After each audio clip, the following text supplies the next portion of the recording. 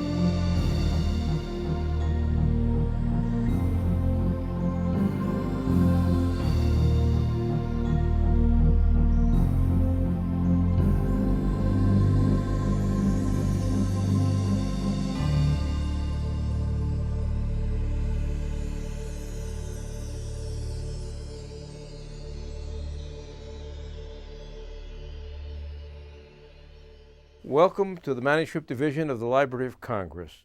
We hold the papers of many important Americans, including the papers of 23 American presidents, half of the secretaries of state, and about a third of the members of the Supreme Court.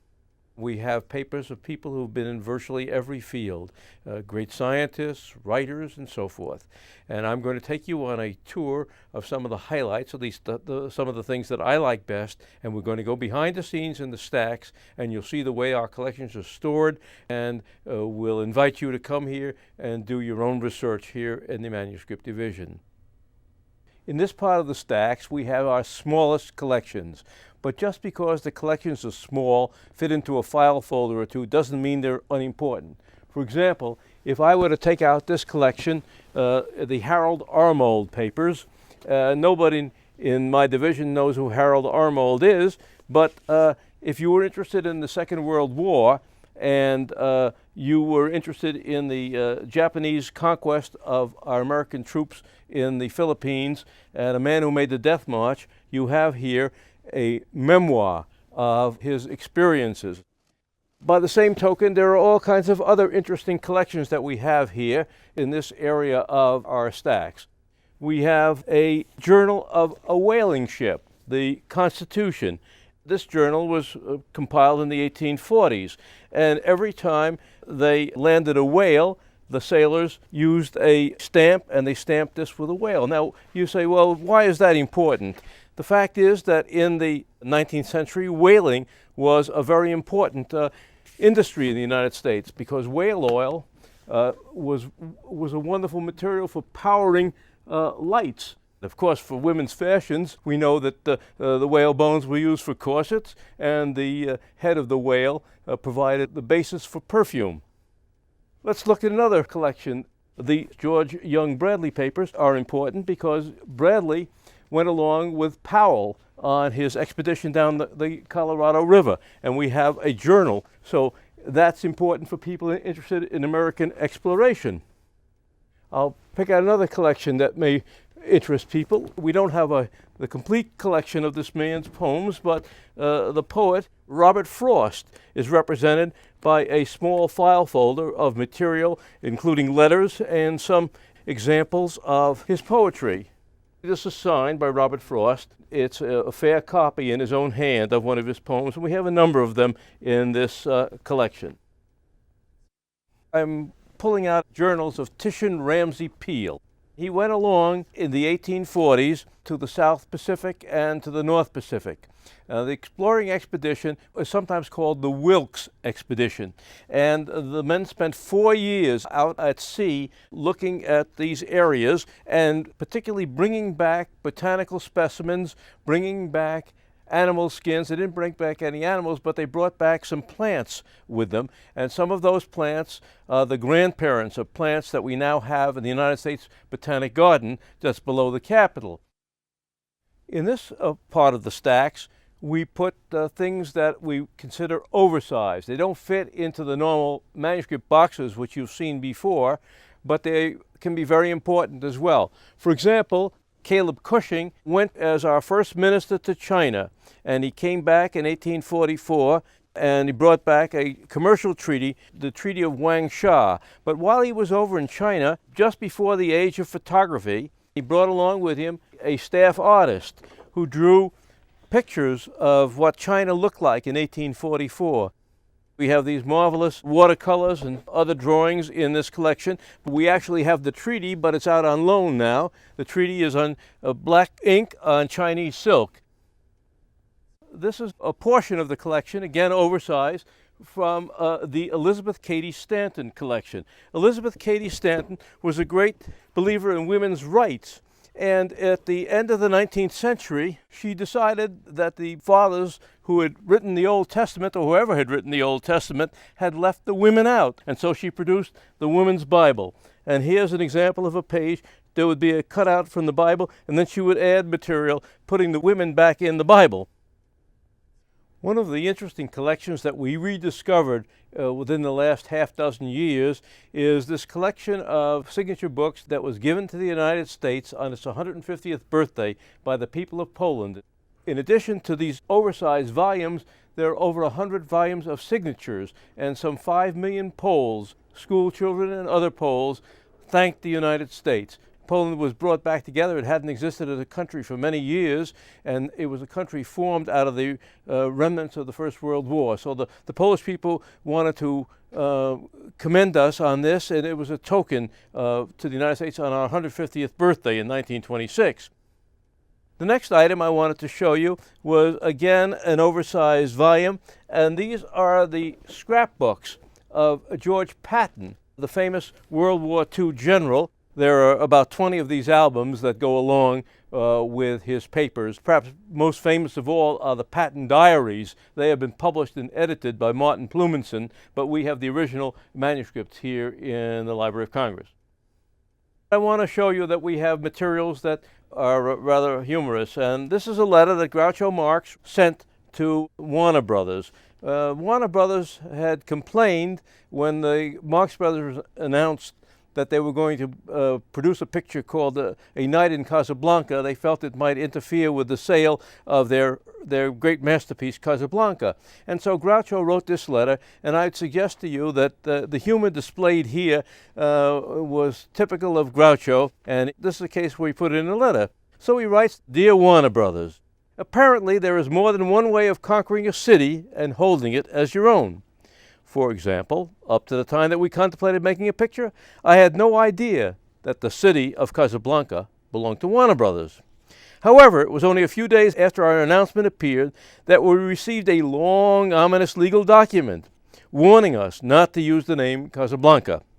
It seems that in 1471, Ferdinand Balboa Warner, the great-great-grandfather of Harry and Jack, while looking for a shortcut to the city of Burbank, had stumbled on the shores of Africa, and, raising his Alpenstock, which he later turned in for 100 shares of the common, he named it Casablanca.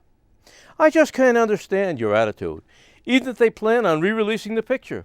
I am sure that the average movie fan could learn to distinguish between Ingrid Bergman and Harpo. I don't know whether I could, but I certainly would like to try. You claim you own Casablanca, and no one else can use that name without their permission.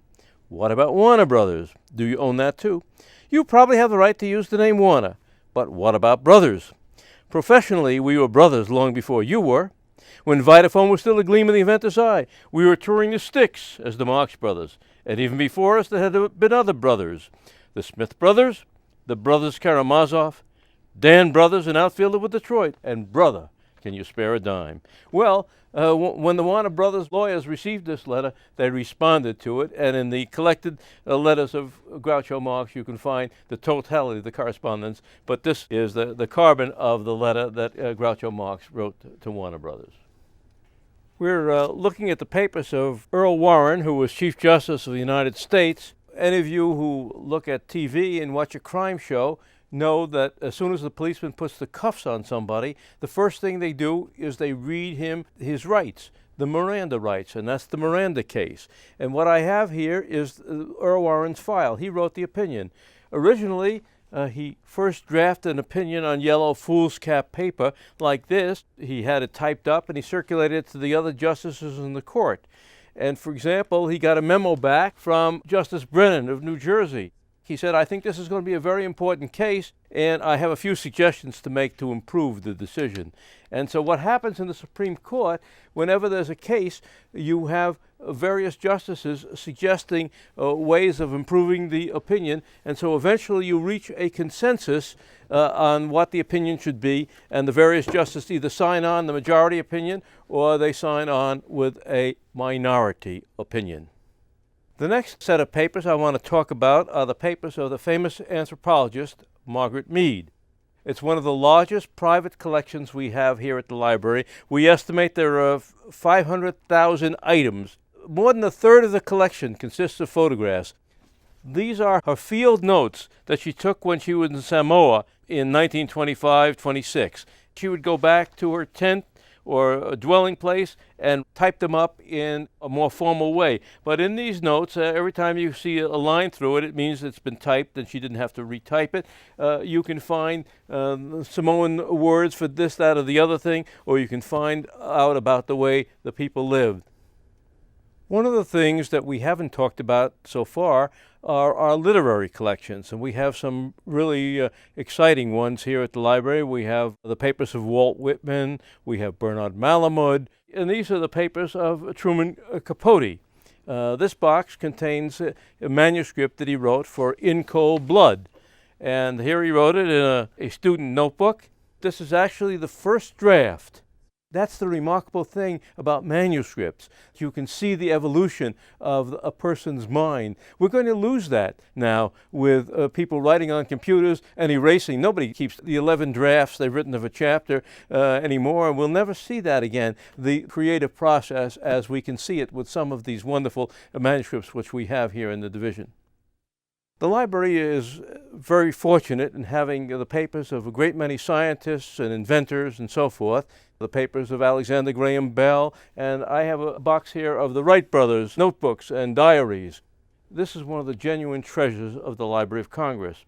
This is actually Orville Wright's diary of the flights that took place at Kitty Hawk in 1903, and his description here of the 4 flights of that day. And he describes the longest flight as 852 feet.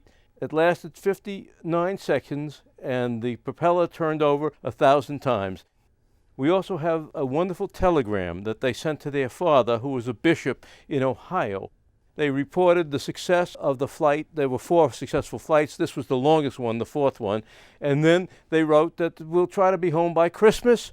But the most important thing of all, from my perspective, is they tell their father, inform the press. Wright wanted to be sure that he got credit for the first successful heavy-than-air flight.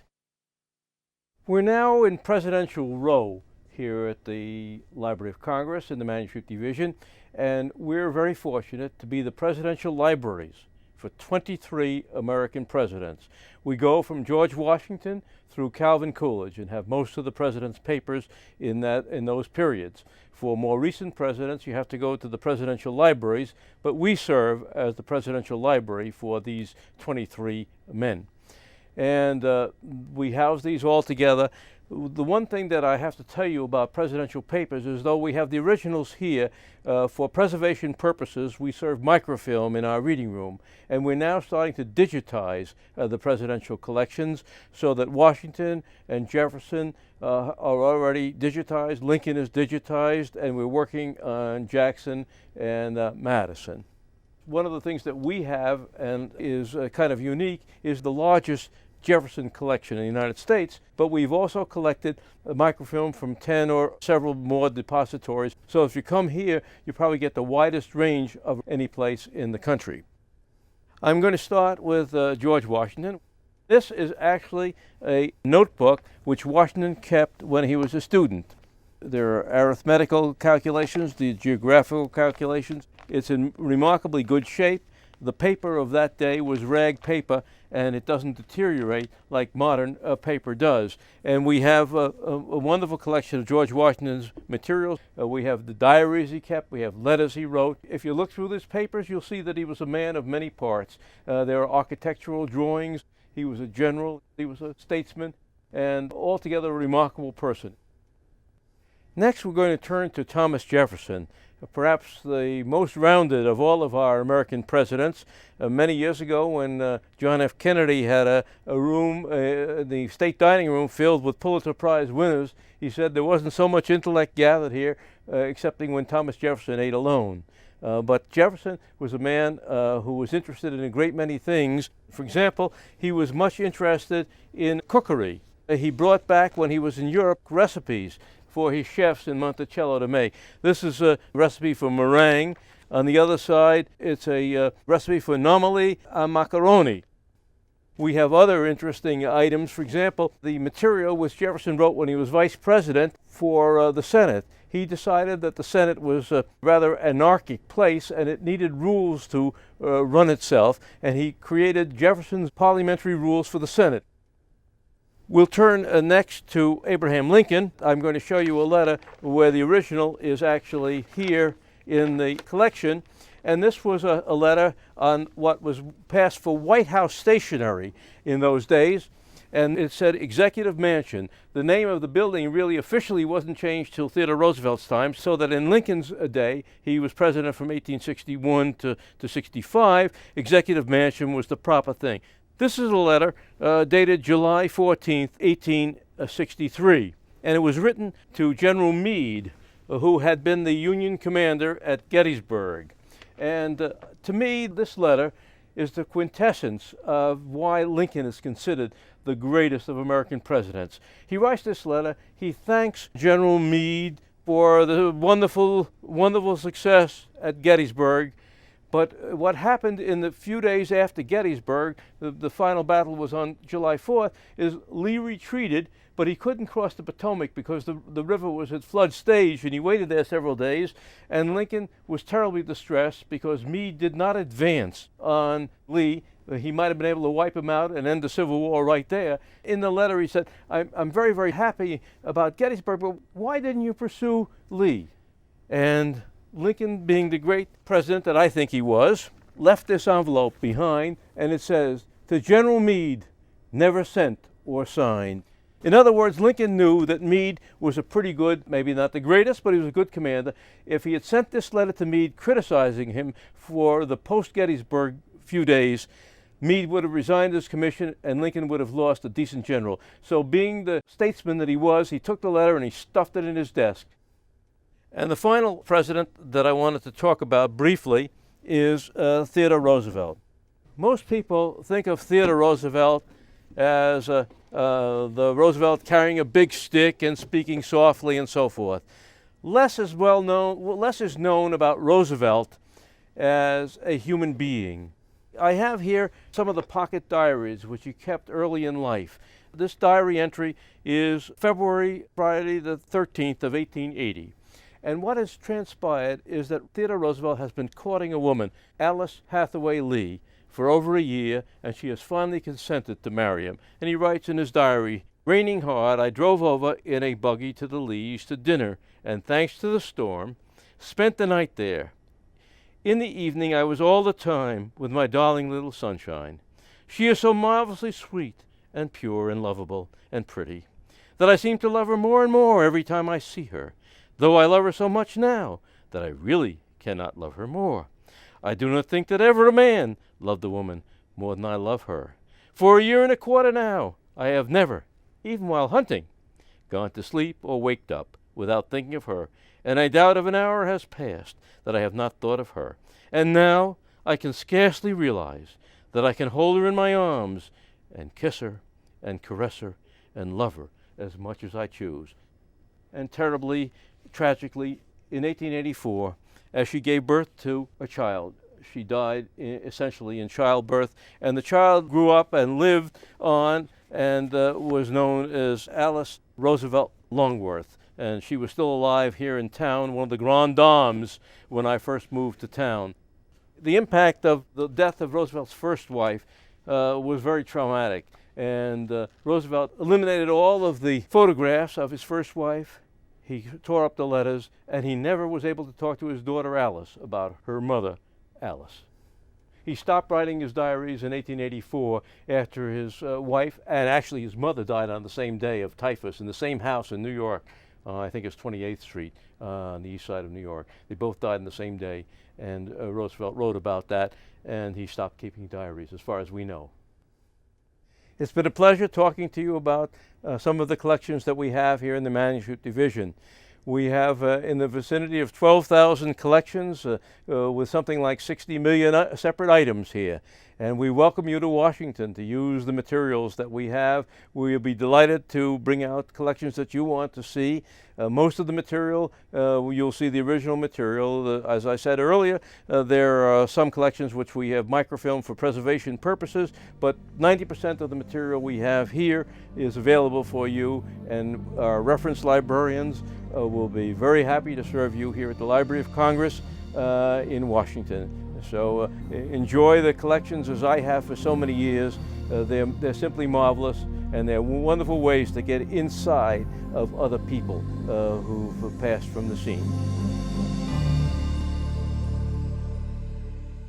This has been a presentation of the Library of Congress.